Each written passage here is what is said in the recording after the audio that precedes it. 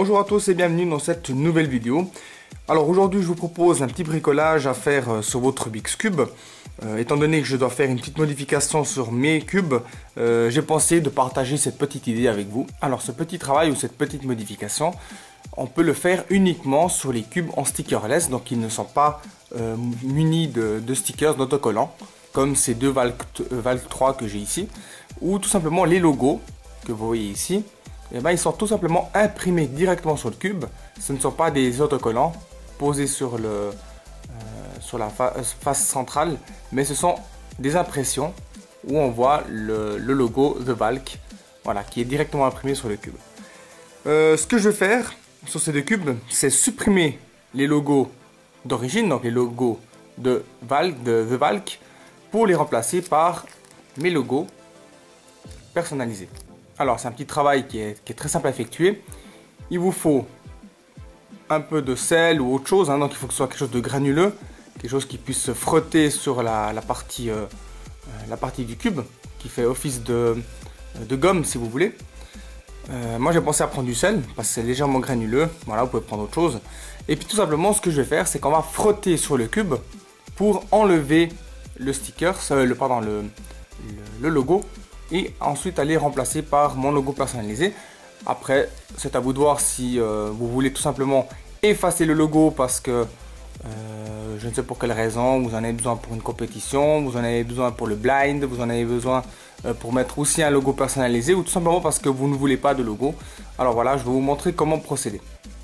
Alors comme je l'ai dit, uniquement sur les cubes en stickerless, il vous faut de la matière légèrement granulée comme le sel, le sucre, c'est égal. Et avec ça, je vais pouvoir effacer. Alors, c'est ce qu'on va faire maintenant. Alors, je vais prendre un peu de sel, appliquer sur la partie centrale et venir frotter directement sur mon cube de cette façon pour aller effacer le logo.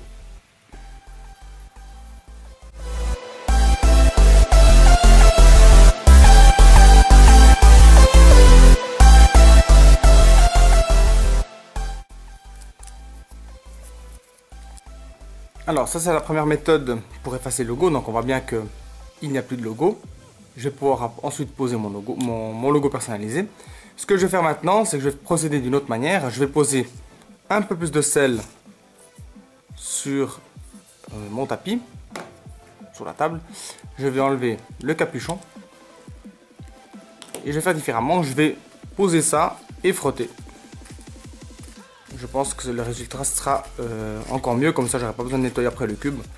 Mais bon, au moins je vous ai montré les plusieurs façons de le faire, soit avec les doigts, soit directement avec la pièce. Ça devrait aller aussi.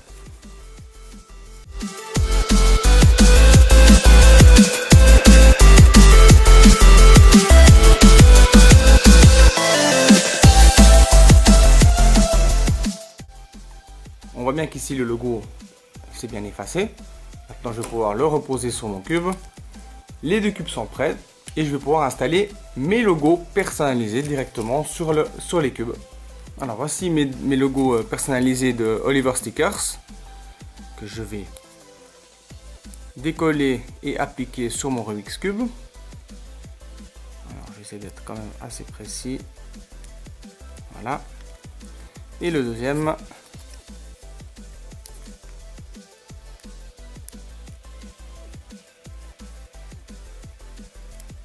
Voilà, nickel.